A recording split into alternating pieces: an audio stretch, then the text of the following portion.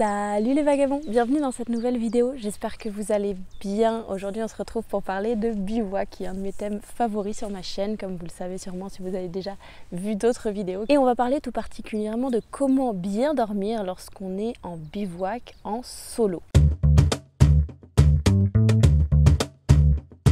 Dans cette vidéo, je vais donc vous donner 3 petits conseils, 3 astuces en tout cas que moi j'utilise lorsque je pars en solitaire faire du bivouac pour essayer de mieux dormir parce que oui, ça arrive. Alors pourquoi je parle plus particulièrement du bivouac en solo lorsqu'on part seul et non pas à plusieurs? C'est parce qu'en fait le fait de partir seul, il y a plein de facteurs qui peuvent faire en sorte qu'on passe une moins bonne nuit que si on est à plusieurs, tout simplement parce qu'en partant seul on est confronté à nous-mêmes et donc même au-delà de tous les facteurs vraiment plus matériels et plus extérieurs qui peuvent être la météo, les intempéries éventuelles, le matériel en tant que tel qu'on a ou même le terrain sur lequel on installe notre campement.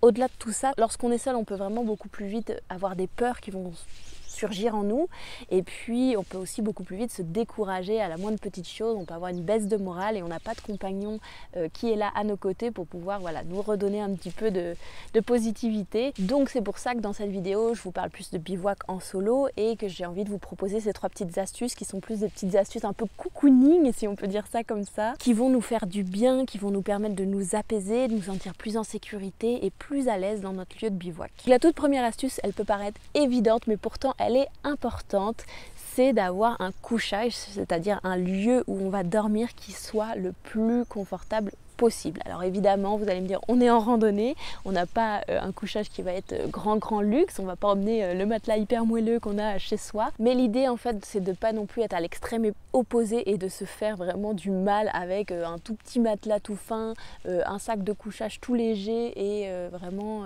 rien du tout qui soit pas trop confortable, très sommaire et d'être vraiment dans de la survie simple et vraiment avec le minimum de matériel qui soit à peine confortable. C'est vraiment important à mon sens d'avoir un équipement qui soit adapté à votre niveau personnel parce qu'évidemment le confort c'est forcément personnel à chacun. En gros, si vous avez passé une mauvaise journée, une longue journée de marche, qu'il y a des intempéries dehors, s'il pleut quand vous êtes en train de monter votre campement ou encore si le seul terrain que vous avez trouvé pour pouvoir installer votre campement il est vraiment pas top et que voilà vous avez une petite baisse de morale et que lorsque vous vous projetez pour dormir dans votre campement, la seule image qui vous vient à l'esprit c'est d'aller passer une mauvaise nuit sur un matelas vraiment pas confortable, dans un sac de couchage trop petit ou pas assez chaud ou pas bien adapté ou alors sans oreiller alors que vous adorez avoir vraiment quelque chose sous la tête par exemple, et forcément votre mental il va avoir tendance à baisser encore plus, alors que à l'inverse, si vous êtes dans une période un peu compliquée mais vous montez votre campement quand même et que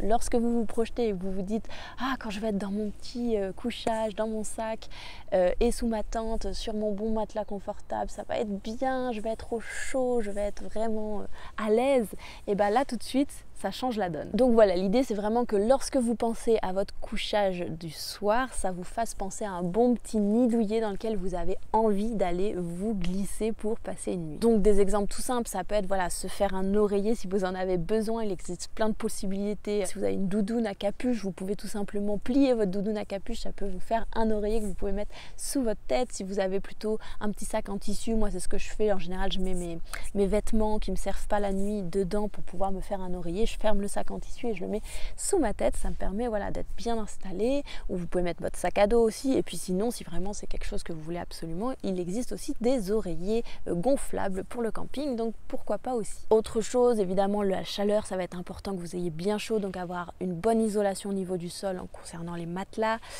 aussi avoir un bon sac de couchage pour pouvoir bien dormir dans un sac adapté à votre taille, qui soit pas trop serré ni trop large et que vous ayez bien chaud aussi. Il faut bien voir la température de confort selon la période à laquelle vous partez. Toutes ces choses là, bien regarder à l'avance avant de partir pour être sûr que vous ayez du matériel bien confort. Pour vous donner un exemple, moi par exemple je ne pars jamais sans mes 2 matelas, j'emmène tout le temps 2 matelas avec moi et je couple les deux pour avoir de l'isolation, donc avoir plus chaud mais aussi être bien confortable. Moi j'ai des problèmes de dos notamment et j'ai besoin d'avoir ce confort là, en tout cas c'est mon confort à moi qui m'est nécessaire pour être sûr que je vais passer une bonne nuit. Et sans ça, honnêtement, des fois les nuits c'est un petit peu dur, même moralement. Si jamais je pars juste avec mon matelas mousse, ça m'arrive des fois, mais c'est plutôt pour de la courte période. Et c'est vrai que c'est quand même pas la même chose de savoir qu'on va avoir un bon matelas qui nous attend le soir pour se coucher. D'ailleurs, si vous voulez aller voir un petit peu plus en détail mon matériel de couchage, le matériel que j'utilise pour dormir en bivouac, je vous invite à aller la voir. La vidéo qui va s'afficher juste ici en haut à droite de votre écran, c'est une vidéo donc dans laquelle je vous présente mon équipement si vous voulez plus de détails sur cette partie là. Et puis la dernière petite chose, si vous pouvez le faire aussi, ce qui est très réconfortant le soir en général, c'est de se faire un petit feu. Alors malheureusement on ne peut pas faire du feu partout en France, il y a des réglementations notamment dues au risque d'incendie dans beaucoup d'endroits, surtout l'été, mais quand c'est possible ça peut être hyper réconfortant de se faire un petit feu ou aussi de se faire un bon repas chaud grâce à un réchaud le soir. Ça fait beaucoup de bien. Et c'est ce genre de petites choses qui sont peut-être un petit peu du luxe, mais qui n'empêchent font vraiment du bien au moral en plus de se réchauffer le corps. Et ça fait, voilà, ça remonte le moral quand on a passé une moins bonne journée et quand on s'apprête à aller passer la nuit dehors. Ma deuxième petite astuce pour bien dormir, c'est celle qui concerne le moment juste quand on vient de se glisser dans son sac de couchage et on commence à avoir l'esprit qui des fois se met à cogiter juste le moment avant de s'endormir. On n'arrive pas forcément tout de suite à s'endormir et là l'esprit il commence à aller penser à plein de trucs. Et des fois c'est à ce moment-là que les peurs peuvent surgir lorsqu'on fait du bivouac. La nuit vient de commencer à tomber, il peut y avoir des bruits différents dans la nature qui vont surgir avec la tombée de la nuit. Et puis en général c'est aussi un moment lorsqu'on se glisse dans le sac de couchage et qu'on est juste là avant de s'endormir où on va beaucoup plus être alerte et prêter attention à tous ces petits bruits alors qu'on ne faisait pas forcément attention le soir lorsqu'on est en train de se faire à manger, se préparer, se laver, tout ça. On ne fait pas forcément tout le temps attention à tous ces bruits. On est couché, on n'a plus qu'à attendre que le sommeil vienne et d'un coup bizarrement on fait beaucoup plus attention à ce qui se passe autour de nous.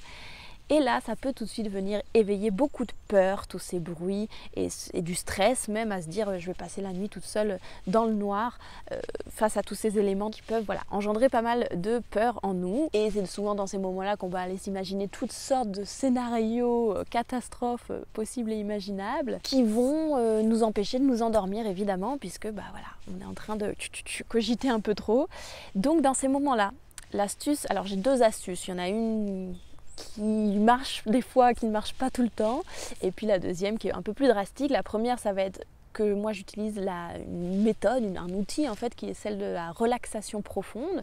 C'est-à-dire que je m'allonge, donc je suis dans mon sac de couchage déjà prête à m'endormir, je m'allonge sur le dos et là je vais faire un exercice de relaxation. Donc c'est un exercice qui est issu de la méditation de pleine conscience dont le but est en fait de revenir au moment présent, c'est-à-dire parce qu'en fait les peurs ce sont des projections qui ne sont pas réelles dans le présent, qui sont ce qui pourrait nous arriver dans le futur éventuellement et qui nous renvoient à toutes sortes de choses qui sont dans le mental. Donc l'idée c'est vraiment de revenir à ce qu'on est en train de vivre là maintenant tout de suite et de se rendre compte que en fait là dans le présent il ne se passe rien de dangereux pour nous et que tout va bien et qu'on peut s'endormir tranquillement. C'est ça l'idée. Bon, alors comment on fait concrètement? Ce que je vais faire tout simplement, c'est me concentrer sur ma respiration.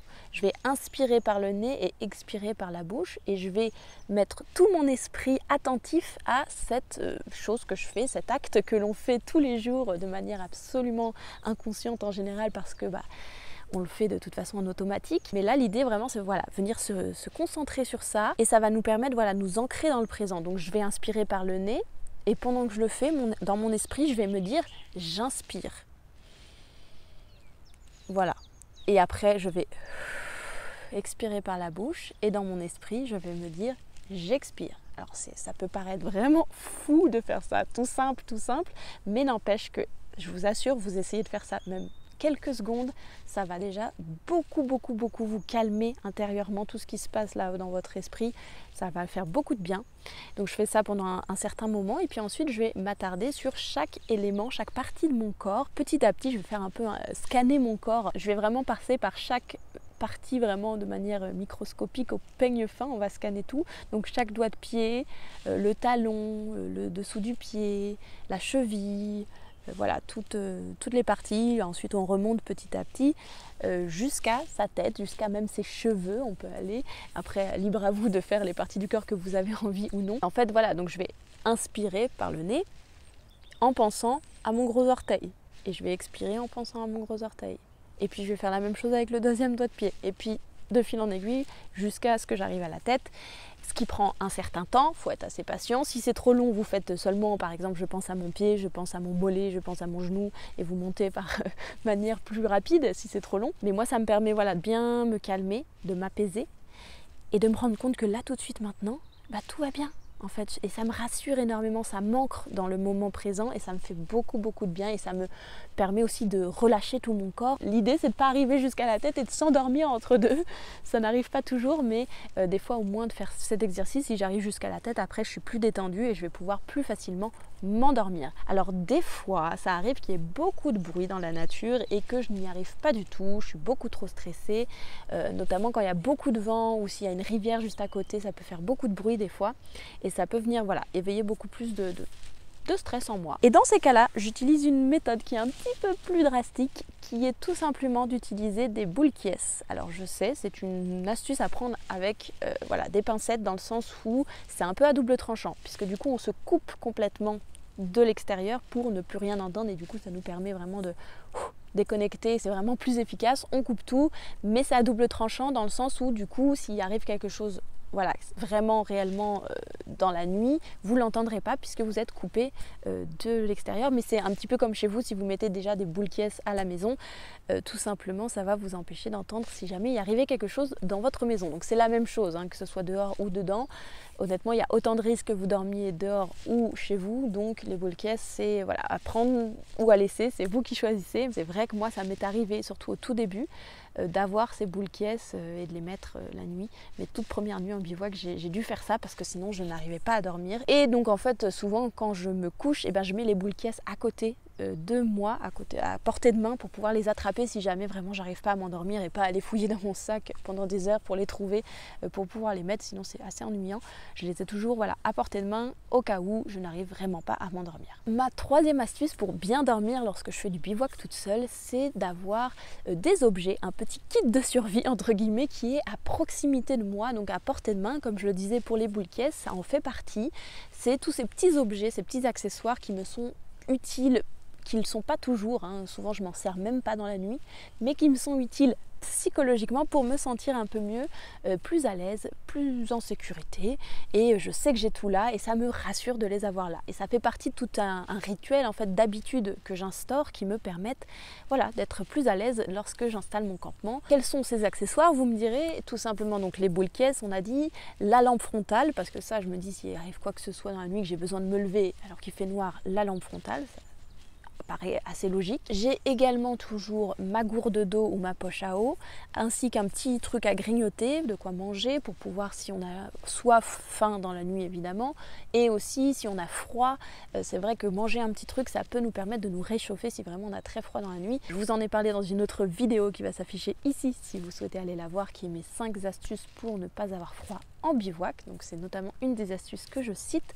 Et la dernière chose que j'ai dans ce petit kit là, ça va être mon téléphone à portée de main pour avoir l'heure. Alors si c'est pas votre téléphone, si vous avez une montre, c'est simplement la montre, le téléphone c'est juste pour avoir l'heure. Ça me permet, si je me réveille à tout un moment dans la nuit, de savoir quelle heure il est, parce que des fois on se réveille, on sait pas du tout l'heure qu'il est, du coup on sait pas s'il faut se rendormir ou si c'est bientôt l'heure de se réveiller. Dans ce cas là, on peut se lever, ça se trouve, surtout en général quand on se réveille au petit matin, des fois on sait pas trop, et donc c'est intéressant d'avoir l'heure à proximité pour savoir si on peut ressombrir dans le sommeil ou s'il faut plutôt se lever. Alors c'est vrai que quand on fait de l'itinérance et qu'on dort plusieurs nuits en bivouac, en général le corps commence à bien s'habituer aux nuits en extérieur, on commence à mieux connaître l'heure à laquelle le soleil se lève, on commence à mieux connaître aussi à quel moment les oiseaux vont commencer à chanter et à savoir un petit peu plus reconnaître l'heure qu'il est sans avoir à regarder physiquement sur un téléphone ou sur une montre.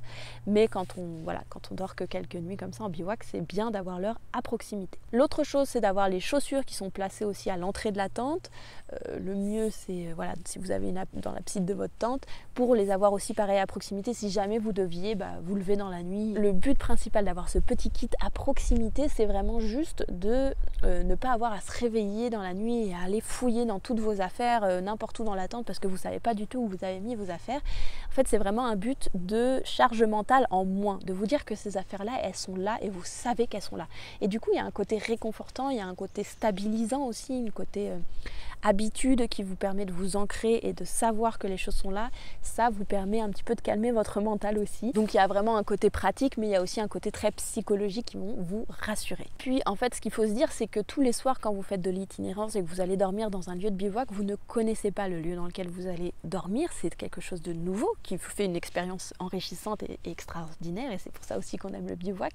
Mais c'est vrai que d'avoir ces petites habitudes, d'avoir ces choses que l'on va répéter et qui sont vachement ancrées dans notre quotidien de randonnée, et ben ça va permettre de créer des habitudes qui vont nous réconforter. Et donc un dernier petit conseil qui en découle un petit peu de cette astuce là, qui est de créer, d'instaurer des rituels dans son bivouac en fait.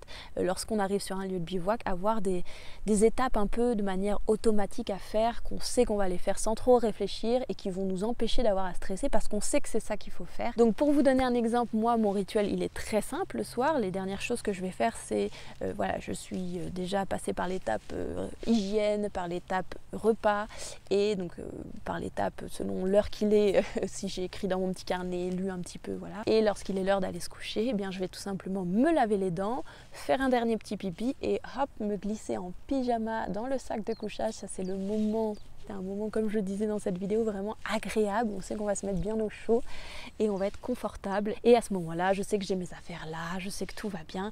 Et sauf si vraiment je commence un peu à stresser ou à avoir des peurs qui vont surgir en moi parce que j'entends un bruit que je ne reconnais pas ou quoi, dans ces cas-là, je fais ma relaxation et en général j'arrive à m'endormir. Et étonnamment, je fais du bivouac des fois donc sous mon tarp ou à la Belle Étoile, et vraiment c'est fou, mais le bivouac à la Belle Étoile je préfère dans le sens où ça peut m'empêcher énormément d'avoir des peurs parce que je vois en fait l'environnement dans lequel je dors, et tout simplement s'il y a des animaux autour de moi, parce qu'il y a des animaux à la tombée de la nuit qui viennent voir qui vous êtes et ce que vous faites chez eux en fait tout simplement, et je les vois. Et là du coup les peurs elles vont pas commencer à faire des imaginations de fou dans ma tête là. Et voilà, c'était mes 3 petites astuces pour mieux dormir lorsqu'on part en bivouac en solitaire. J'espère que ces petites astuces vous aideront pour vous préparer et surtout pour passer une meilleure nuit la prochaine fois que vous partez à l'aventure en bivouac. Si cette petite vidéo vous a plu, n'hésitez pas à y mettre un petit pouce en l'air. N'hésitez pas aussi à vous abonner à la chaîne si ça n'est pas encore fait. C'est sur le petit bouton rouge juste en dessous de cette vidéo où c'est marqué abonner. Enfin non, c'est marqué abonne-toi. Enfin, je sais pas ce que c'est marqué. Et puis, moi je vous fais plein de gros bisous. Et je vous dis à la prochaine pour une nouvelle vidéo. Je ne sais pas quand, mais bientôt. Ciao!